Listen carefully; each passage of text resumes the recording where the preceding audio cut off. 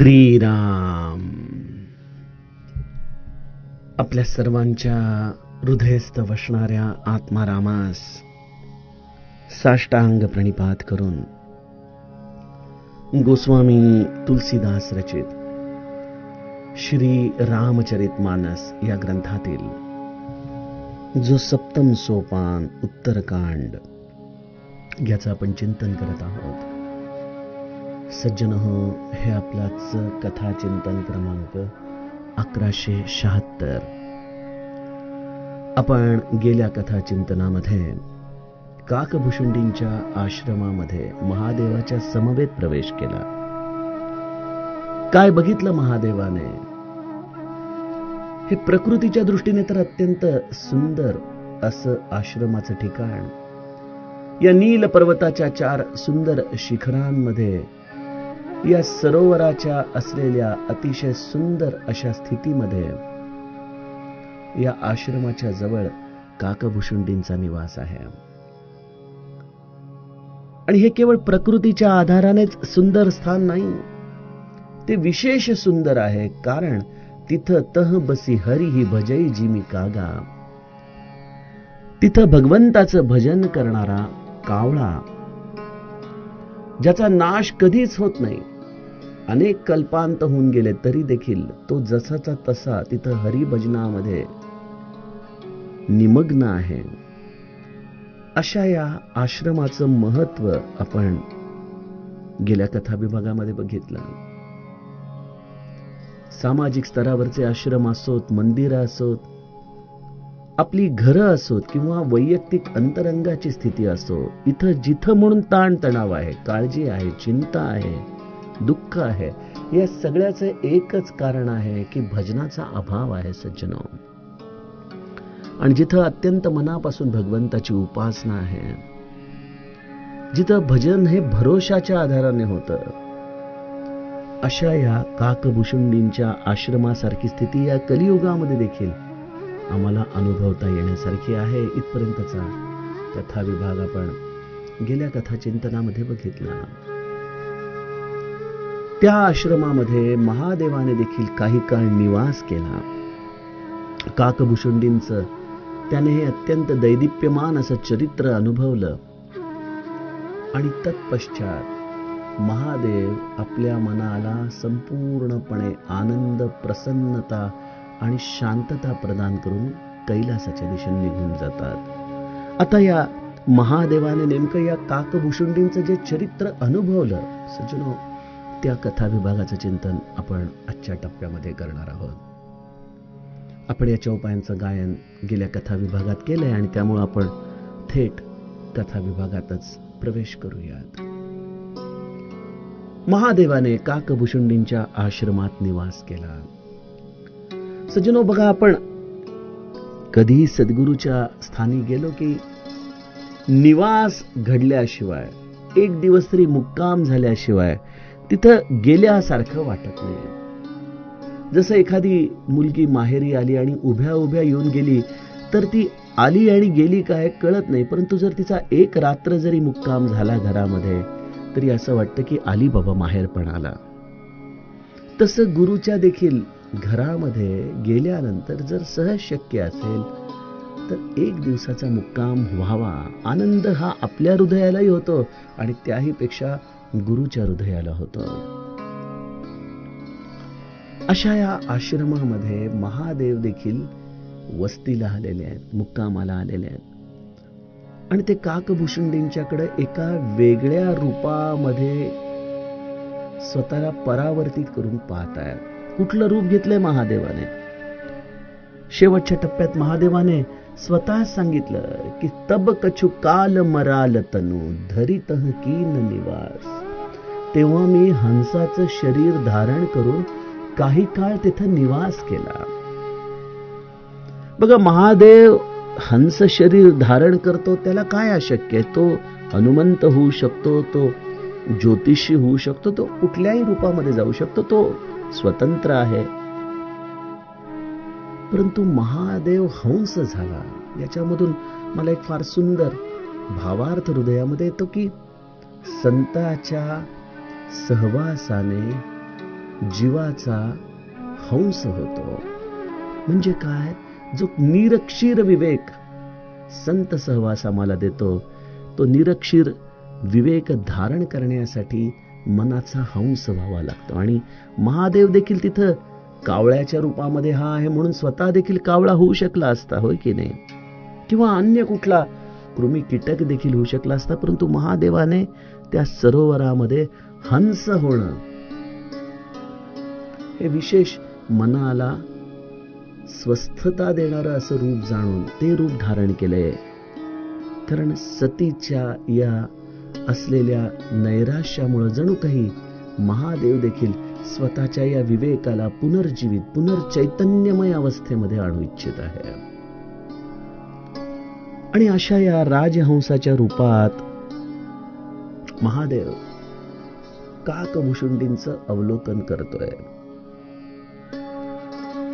बघा, परमार्थाच्या या मार्गामध्ये तुम्ही समाजाला प्रभावित करताना कदाचित एकांतामध्ये आपल्या स्वतःच्याच अंतरंगामध्ये विचारांची प्रतारणता जाणवत असाल, तर एक लक्षात घ्या की कुठलाही असा क्षण नाही की जिथं तुमचं अवलोकन कोणी करत नाही.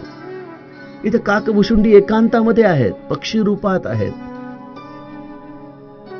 परंतु या हरी भजनामध्ये ते असे निमग्न आहेत की त्यांना ही फिकर देखील नाही की इथं महादेव राजहंसाच्या रूपामध्ये येऊन आपलं अवलोकन करतोय.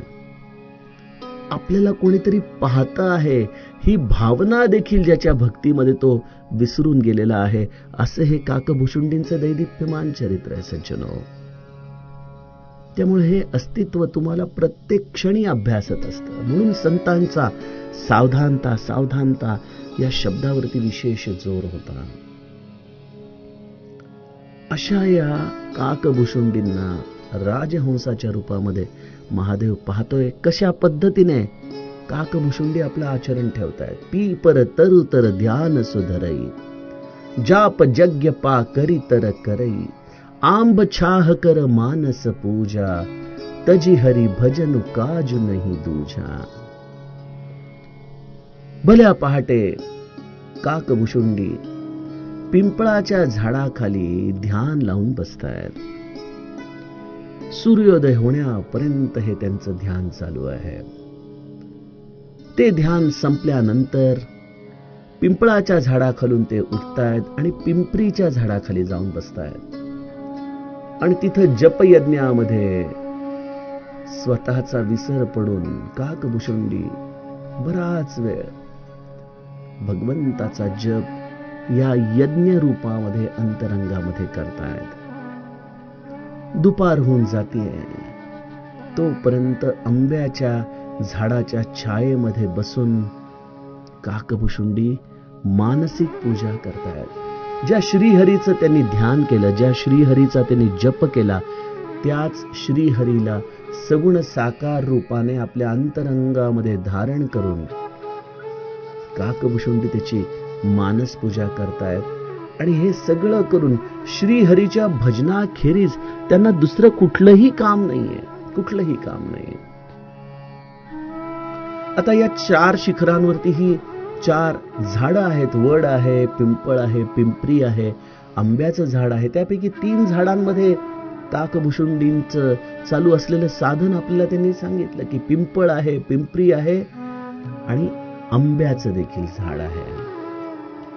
आता या गोष्टींमध्ये देखील काही ना काहीतरी गर्भितार्थ आहे.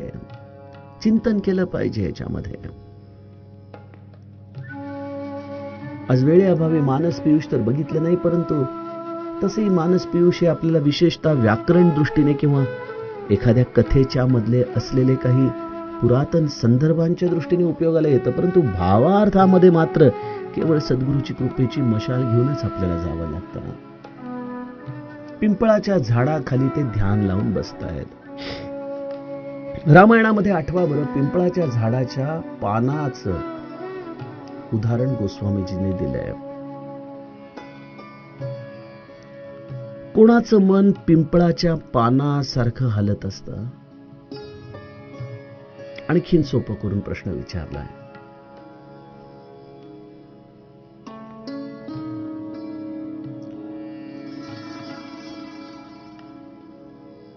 राजा दशरथ अयोध्या कांडामध्ये जेव्हा कैकेयी कोपगृहामध्ये अशा पद्धतीने आपले हे वरदान राजा दशरथाकडे मागते आणि एक विचारांचा, भावनांचा उद्रेक होतो. राम सकाळी सुमंत्राच्या बरोबर ही सगळी परिस्थिती पाहतो. अनेक चर्चा अयोध्येमध्ये होतात. त्यावेळेला राजा दशरथाच्या मनाची अवस्था पिंपळाच्या झाडाच्या पानासारखी गोस्वामीजींनी सांगितले, जे थोडीशी जरी हवा आली तरी हलतं. तसं त्याचं मन सतत दोलायमान होतंय. राम थांबेल नाही थांबणार, राम थांबेल नाही थांबणार. सजनो, गोस्वामीजींनी देखील पिंपळाच्या झाडाखालचं काकभूषुंडींचं ध्यान सांगितलं, कारण ते अत्यंत तरल आहे. जसं राजा दशरथाचं मन सतत हालत होतं, त्याप्रमाणे पिंपळाच्या झाडाचं पान देखील थोड्याशा हवेने देखील हालतं. अशा झाडाखाली जो स्तब्ध बसू शकतो, स्थिर होऊ शकतो, तेच ध्यान सिद्ध होऊ शकतं. त्यामुळे पिंपळाच्या झाडाखाली ध्यान, मला तरी श्री महाराजांच्या कृपेने हाच त्याच्यामधला संदर्भ वाटतोय की पीपर तरुतर ध्यान सुधरई. मग ज्या झाडाखाली ध्यान लावलेलं आहे त्याच झाडाखाली जप केला तर काय हरकत आहे. जाप यज्ञ पा करी तर करई. परंतु काकभूषुंडी पिंपरीच्या झाडाखाली जाऊन जपयज्ञ करतायत.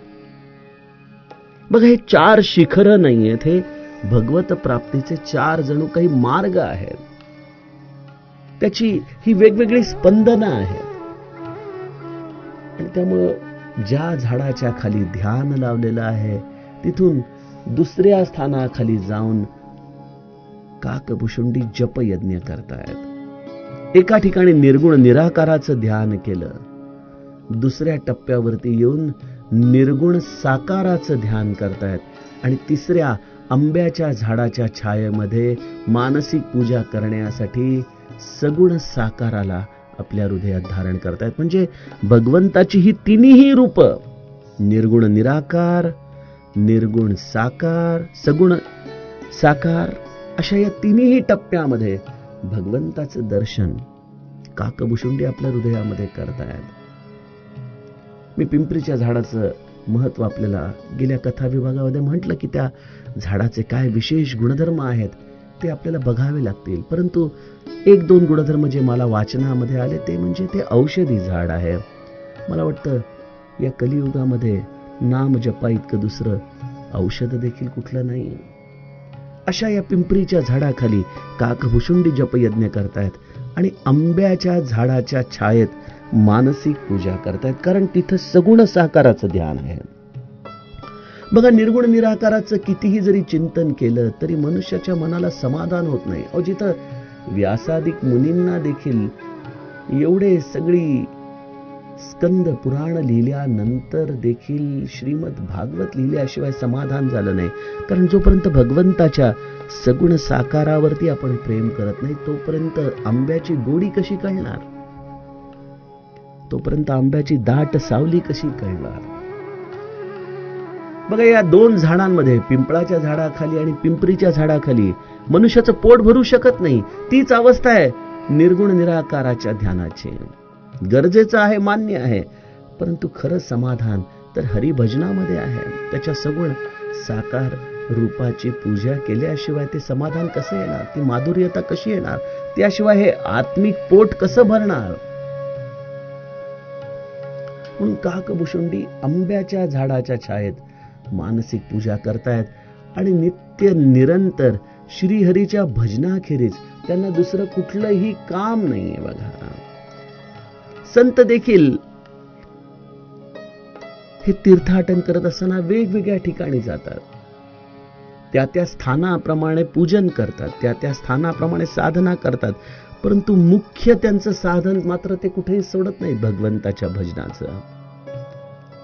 असे काकभूषुंडी मग बर तर कह हरी कथा प्रसंगा, वडाच्या झाडाखाली जाऊन ते आपलं मुख्य साधन करू लागतात. आणि मुख्य साधन आहे श्रीहरीच्या कथाच्या प्रसंगांचं वर्णन जे वडाच्या झाडाखाली काकभूषुंडी करतात. बघा, या वडाच्या झाडाचं काय विलक्षण सामर्थ्य आहे, काय विलक्षण त्याचं महत्व आहे. कैलास पर्वतावरती तेही गिरी पर बट बिटप बिसाला नितनू तन सुंदर सब काला. कैलास पर्वताचं वर्णन करताना देखील वटवृक्षाची संकल्पना महादेवाची आपल्याला गोस्वामीजींनी सांगितली. तोच वटवृक्ष आपल्याला महादेव आणि माता पार्वतीच्या संवादामध्ये देखील दिसतो. वेगवेगळ्या प्रभू रामचंद्रांच्या या अरण्याच्या प्रवासामध्ये वडाच्या झाडाचं महत्व वारंवार आपल्या समोर येतं.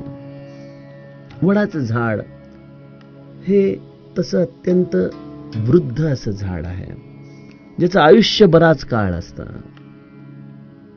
अशा या वडाच्या झाडाखाली आपण अनेक प्रकारची पूजन होताना बघतात. त्या झाडाला प्रदक्षिणा घालण्याचं एक वेगळं महत्व आपल्या संस्कृतीमध्ये सांगण्यात येतं. अशा या वडाच्या झाडाखाली श्रीहरीच्या कथाचे प्रसंग काकभूषुंडी गात आहेत. त्या या वडाच्या झाडाच्या जवळ आवही सुनही अनेक विहंगा. आणि जसे ते कथा गाऊ लागतात, त्यांना कुठेही आमंत्रण द्यावं लागत नाही. अनेक पक्षी जशी कथा सुरू होतीये तसे उडत उडत येऊन या वटवृक्षावरती येऊन बसतात. त्या वटवृक्षाला लागून असलेल्या सुंदर सरोवरामध्ये असलेले राजहंस अत्यंत स्तब्ध होऊन किनाऱ्यावरती येऊन काकभूषुंडींची ही पक्ष्यांच्या भाषेमध्ये चालू असलेली रामकथा मनापासून ऐकतायत. ती विचित्र रामकथा ते अत्यंत प्रेमाने सगळ्यांना सांगतायत. आदरपूर्वक त्या रामकथेचं हे गायन करतायत. बघा सज्जनो, किती सुंदर सूत्र गोस्वामीजी आपल्याला सांगतायत की रामकथेचा वक्ता कसा असावा. सगळ्यात महत्वाची गोष्ट, रामकथेचा वक्ता हा साधनी असला पाहिजे. साधन असल्याशिवाय रामकथा सांगणं देखील एक रंजन होऊन जाईल, होय की नाही. लोकांच्या टाळ्यांमध्ये जर आपण आपल्या स्वतःला काही उपाधी लावून घेतल्या तर कदाचित सामाजिक स्तर आपला वाढेल, परंतु आत्मिक विकास मात्र खुंटून जाईल, कारण तुमचं स्वतःचं साधन सुटून जाईल याच्यामध्ये.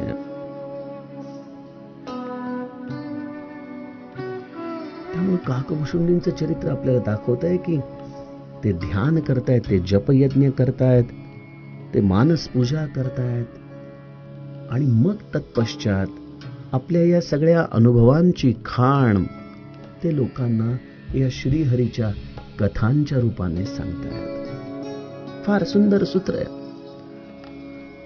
आजच्या काळामध्ये कथा सांगणं हा देखील जेव्हा व्यवसाय होऊन जातो, एका ठिकाणाहून दुसऱ्या ठिकाणी, दुसऱ्या ठिकाणाहून तिसऱ्या ठिकाणी, जिथं श्रोत्यांची गर्दी आहे तिथं विशेषत्वाने, जिथं तिथं आपल्याला मिळणारा परतावा याच्या आधाराने जेव्हा कथा केल्या जातात, तेव्हा मला असं वाटतं की प्रत्येकाने काकभूषुंडींचा आदर्श आपल्या समोर ठेवला पाहिजे.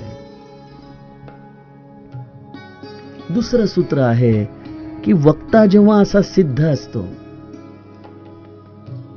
तेव्हा श्रोत्यांना बोलवावं लागत नाही. जशी कथा सुरू होते तसे हे सर्व दूर पसरलेले या कथेचे चाहक तिथं येऊन आपलं स्थान ग्रहण करतात.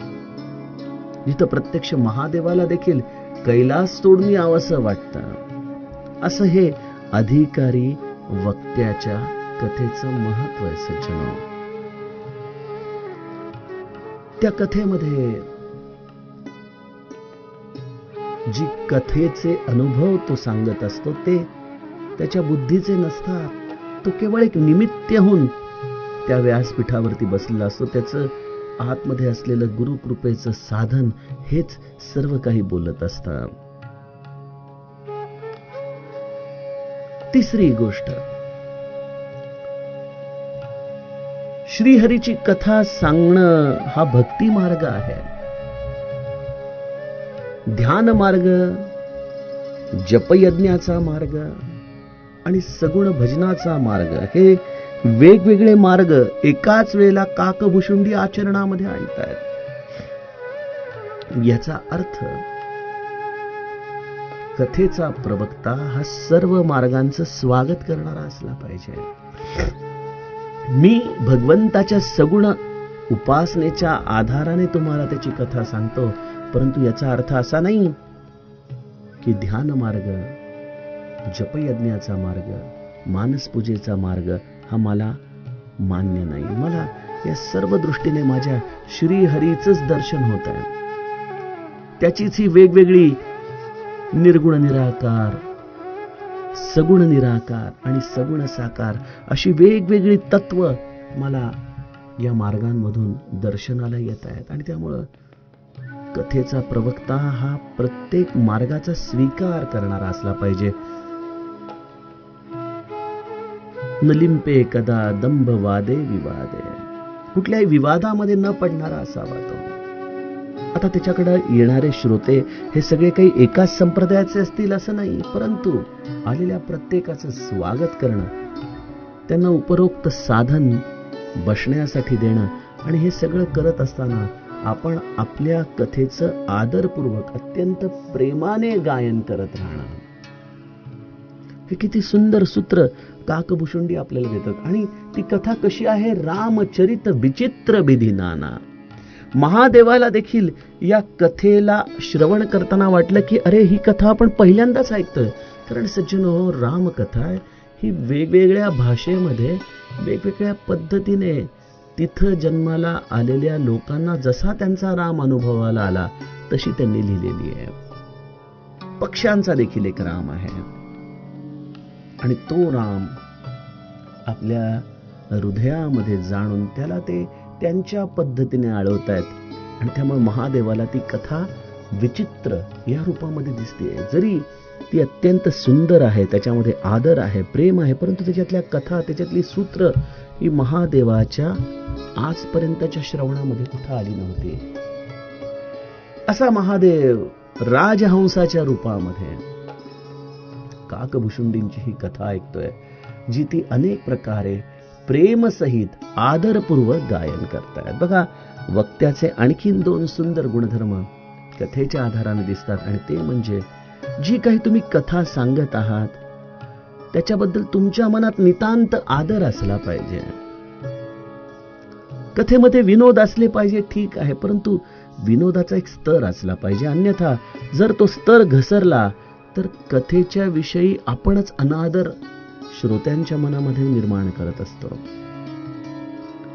त्यामुळं आपला राम, आपली माता, आपल्या या सगळ्या रामकथेमधली पात्र यांच्याविषयीचा आदर आपण मनोभावे ठेवत, त्याला वेगवेगळ्या रसांच्या आधाराने गुंफत ही रामकथा गावी, आदराने गावी आणि सगळ्यात महत्वाचं म्हणजे अत्यंतिक प्रेमाने गावी.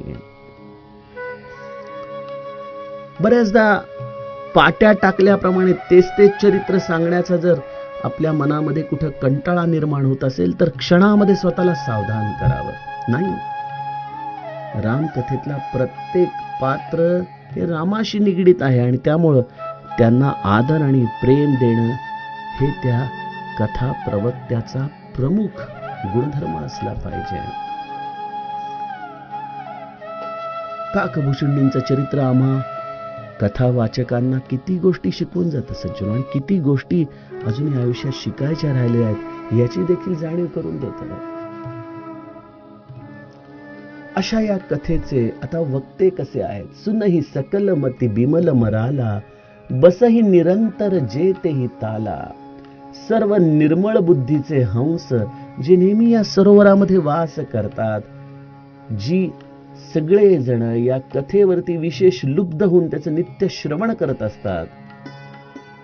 हे जेव्हा महादेवाने पाहिलं तेव्हा त्याला वाटलं की अरे, कथेचं गायन तर खूप झालं, आता कथेचं श्रवण करण्याची वेळ आलेली आहे. आणि कोणाबरोबर कथा श्रवण करावी?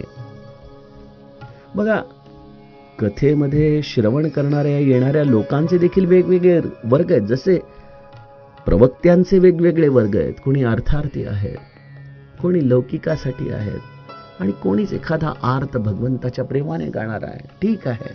त्याचप्रमाणे श्रोत्यांचे देखील वेगवेगळे वर्ग आहेत. जे रंजन आहे म्हणून ऐकायला आलेले, कोणी पोट भरण्यासाठी आले कारण उत्तम प्रसाद आहे, कोणी काहीतरी फिरायला मिळेल या भूमिकेतून आलंय आणि कोणीतरी अरे भगवंताची ही नित्य नूतन सुंदर कथा, त्याचं प्रेम पुन्हा एकदा अनुभवायला मिळणार म्हणून आलेले आहे. असे हे निर्मळ बुद्धीचे राजहंस असतात, ज्यांना भगवंताच्या प्रेमापलीकडे काही साधायचं नाहीये. महादेव आम्हाला शिकवतात की बाळांनो, कथा ऐकायला जाताना नेहमी आपला दृष्टिकोन देखील व्यवस्थित ठेवून जा. भगवंताच्या प्रेमासाठी कथा ऐकायला जा. बाकीच्या सगळ्या गोष्टी होत राहतील. जसं एखाद्या लग्नामध्ये गेल्यानंतर सुग्रास जेवण हे मिळणारच तुम्हाला. एखाद्या विवाह प्रसंगामध्ये तुम्ही गेल्यानंतर तुम्हाला चार चौघांच्या बरोबर चर्चा संवाद करायला मिळणारच. हे सगळं होणार. तसं कथेच्या श्रवणाच्या पश्चात चांगला प्रसाद मिळणं, चांगल्या असलेल्या या तीर्थांचा सहवास होणं, या सगळ्या गोष्टी स्वाभाविक आहेत. परंतु हे सगळं करत असताना जर आपला दृष्टिकोन कथा श्रवणाचा चुकला तर हा केवळ हेलपाटा ठरू शकतो. म्हणून महादेवाने या सगळ्यांमध्ये राजहंसांच्या वर्गामध्ये स्वतःला प्रविष्ट करण्याचं ठरवलं, कारण ते राजहंस अत्यंत निर्मळ मनाचे आहेत.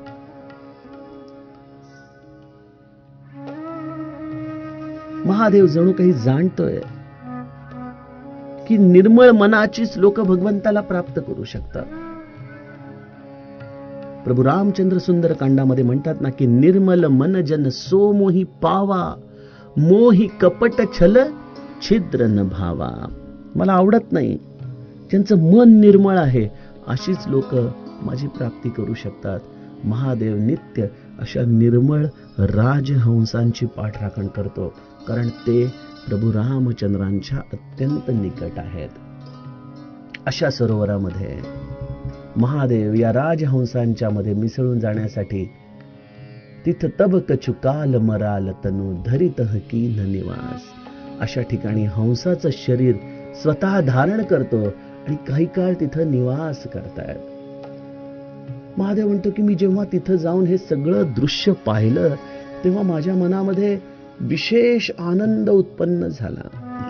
जो आनंद महादेव माता सतीच्या निधनामुळे गमावून बसला होता, तिच्या जाण्यामुळे, या विरहामुळे उदासीनता ज्याच्या मनामध्ये आली होती, तो महादेव या विशेष आनंदाची प्राप्ती या सर्व राजहंसांच्या समवेत करतोय. किती सुंदर सूत्र आहे सज्जनो. जीवनामध्ये ज्या आनंदाचा आम्ही शोध घेतोय त्या आनंदाच्या शोधासाठी एकच करावं.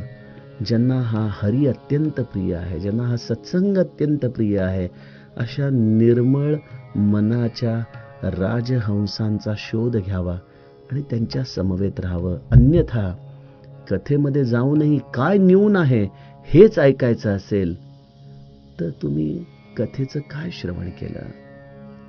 त्यामुळे अशा निर्मळ मनाच्या संगतीमध्ये राहून कथा आपण मनापासून श्रवण करावी.